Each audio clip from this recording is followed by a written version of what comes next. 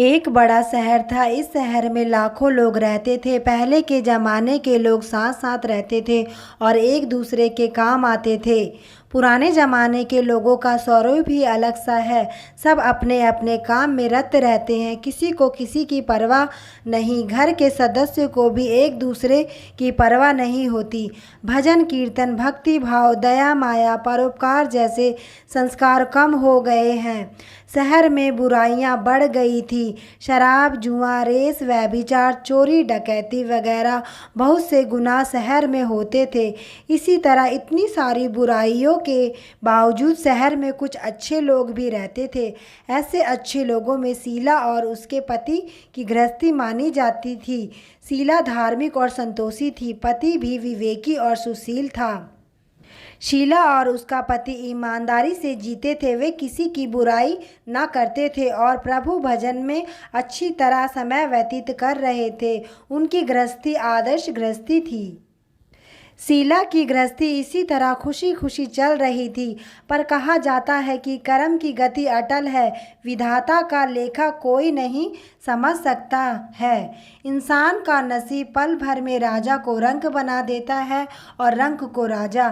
शीला के पति के पिछले जन्म के कर्म भोगने को बाकी रह गए होंगे कि वे बुरे लोगों से दोस्ती कर बैठा।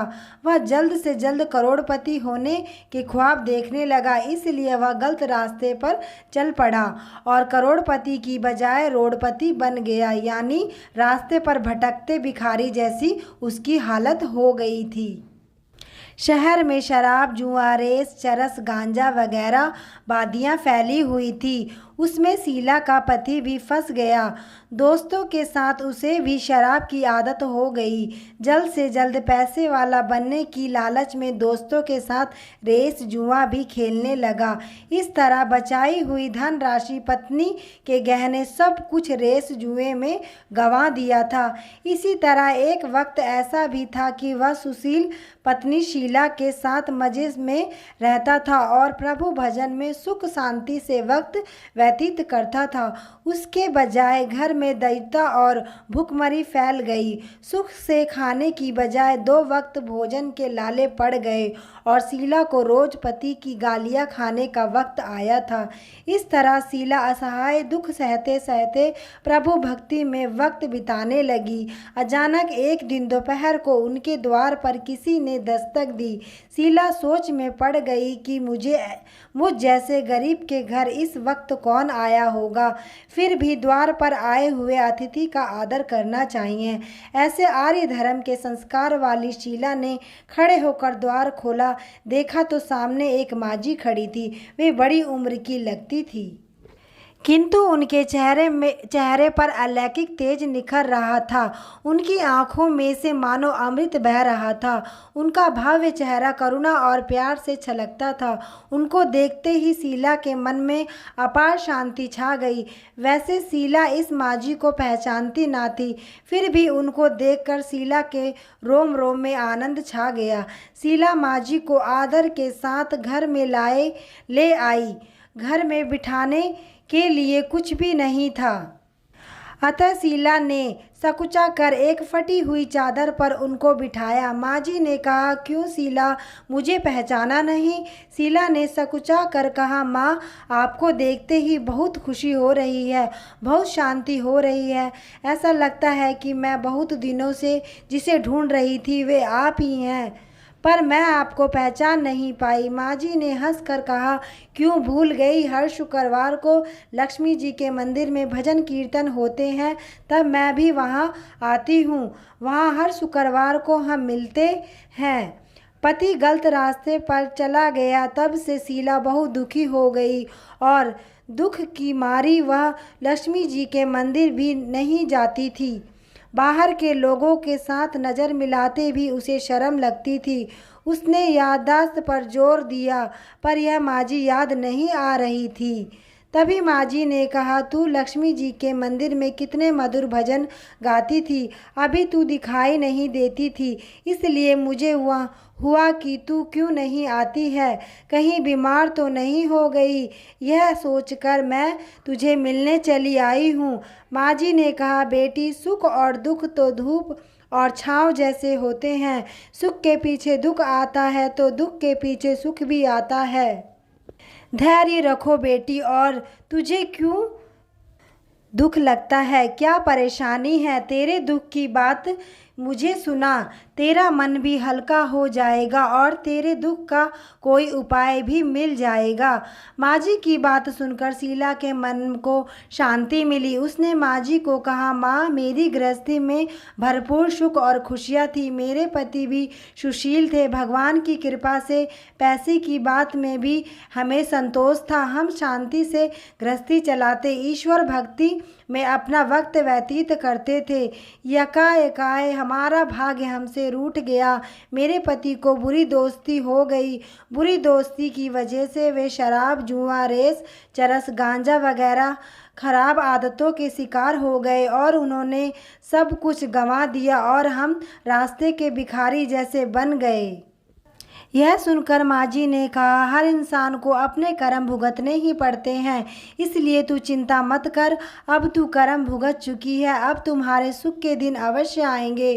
तू तो माँ लक्ष्मी जी की भक्त है, वे अपने भक्तों पर हमेशा ममता रखती है। तू माँ लक्ष्मी जी का व्रत कर, इससे सब कुछ ठीक हो जाएगा। माँ लक्ष्मी जी का व्रत करने की बात सुनकर शीला के चेहरे पर चमक आ गई। उसने पूछा, माँ, लक्ष्मी जी का व्रत कैसे किया जाता है? वह मुझे समझाइए, मैं यह व्रत अवश्य करूँगी। बेटी, वैभव लक्ष्मी व्रत वैसे तो सीधा साधा व्रत है, किंतु कई लोग यह व्रत गलत ठीक तरीके से करते हैं, अतः उसका फल नहीं मिलता। कई लोग कहते हैं कि सोने के गहने की हल्दी कुमकुम से पूजा करो, बस व्रत हो गया, पर ऐसा नहीं है। कोई भी व्रत शास्त्रीय विधि पूर्वक करना चाहिए, तभी उसका फल मिलता है। यह व्रत शुक्रवार को करना चाहिए। सुबह में स्नान करके स्वच्छ कपड़े पहनो और सारा दिन मन में जय माँ लक्ष्मी, जय माँ लक्ष्मी का रटन करते रहो। किसी की चुगली नहीं करनी चाहिए। शाम को पूर्व दिशा में मुंह रखकर इसी तरह आसन पर बैठ जाओ। सामने पाटा रखकर उसके ऊपर रुमाल रखो। रुमाल पर चावल का आटा सा ढेर करो। चावल का छोटा सा ढेर करो। उस ढेर पर पानी से भरा तांबे का कलश रखकर कलश पर एक कटोरी रखो। उस कटोरी में एक सोने का गहना रखो। सोने का ना हो तो चांदी का भी चलेगा, चांदी का ना हो तो नगद रुपया भी चलेगा।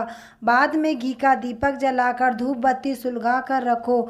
माँ लक्ष्मी जी के बहुत स्वरूप हैं और माँ लक्ष्मी जी की श्री यंत्र अति प्रिय है, अतः वैभव लक्ष्मी में पूजन विधि करते वक्त सर्वप्रथम श्री यंत्र और लक्ष्मी जी के विविध स्वरूपों को सच्चे दिल से दर्शन करो। उसके बाद लक्ष्मी जी स्थावन का पाठ करो। बाद में कटोरी में रखे हुए गहने या रुपए पर हल्दी कुमकुम चावल चढ़ाकर पूजा करो और लाल रंग का फूल चढ़ाओ। शाम को कोई मीठी चीज़ बनाकर उसका प्रसाद रखो। ना हो सके तो शक्कर या गुड़ भी चल सकता है। फिर आरती करके 11 बार सच्चे हृदय से जय माँ लक्ष्मी, जय माँ लक्ष्मी बोलो। बाद में 11 या 21 शुक्रवार यह व्रत करने का दृढ़ संकल्प माँ के सामने करो। आपकी जो मनोकामना हो वह पूरी करने को माँ लक्ष्मी जी से विनती करो। फिर माँ का प्रसाद बांट दो और थोड़ा प्रसाद अपने लिए रखो। अगर आप में शक्ति हो तो सारा दिन उपवास रखो और फिर सिर्फ प्रसाद खाकर शुक्रवार करो। ना शक्ति हो तो एक बार शाम को प्रसाद ग्रहण करते समय खाना खा लो। अगर थोड़ी शक्ति भी ना हो तो 2 बार भोजन कर सकते हो। बाद में कटोरी में रखा गहना या रुपया ले लो। कलश का पानी तुलसी जी की क्यारियों में डाल दो और चावल पक्षियों को डाल दो। इस व्रत का प्रभाव से सब प्रकार की विपत्ति दूर होकर आदमी मालामाल हो जाता है। संतान ना हो तो उसे संतान की प्राप्ति होती है। सौभाग्यवती स्त्री का सौभाग्य अखंड रहता है। कुंवारी लड़कियों को मन भावन पति मिलता है। शीला यह सुनकर आनंदित हो गई। फिर पूछा, माँ, आपने वैभव लक्ष्मी व्रत की जो शास्त्रीय विधि बताई है मैं अवश्य करूँगी, किंतु उसकी उद्यापन विधि किस तरह करनी चाहिए यह भी कृपा करके सुनाइए। माँ जी ने कहा, 11 या 21 शुक्रवार जो मन्नत मानी हो उतने शुक्रवार और वैभव लक्ष्मी व्रत पूरी श्रद्धा और भावना से करना चाहिए। व्रत के आखिरी शुक्रवार को जो शास्त्रीय विधि अनुसार उद्यापन विधि करनी चाहिए वह मैं तुझे बताती हूँ। आखिरी शुक्रवार को खीर या नैवेद्य रखो। पूजा विधि हर शुक्रवार को करते हैं वैसे ही करनी चाहिए। पूजन विधि के बाद श्रीफल फोड़े और कम से कम 7 कुंवारी कन्या या सौभाग्यशाली स्त्रियों को कुमकुम का तिलक करके और सभी को वैभव लक्ष्मी व्रत की एक पुस्तक उपहार में देनी चाहिए और सबको खीर का प्रसाद देना चाहिए। फिर धन लक्ष्मी स्वरूप वैभव लक्ष्मी स्वरूप माँ लक्ष्मी जी की छवि को प्रणाम करें। माँ लक्ष्मी जी का यह स्वरूप वैभव देने वाला है। प्रणाम करके मन ही मन भावुकता से माँ की प्रार्थना करते वक्त कहें कि हे माँ धनलक्ष्मी, हे माँ धनलक्ष्मी, मैंने सच्चे हृदय से आपका वैभव लक्ष्मी व्रत पूर्ण किया है, तो माँ हमारी सभी मनोकामना पूर्ण करो, हम सबका कल्याण करो। जिसे संतान न हो उसे संतान देना, सौभाग्यशाली स्त्रियों को सौभाग्य अखंड रखना, कुंवारी कन्याओं को मन भावन पति देना।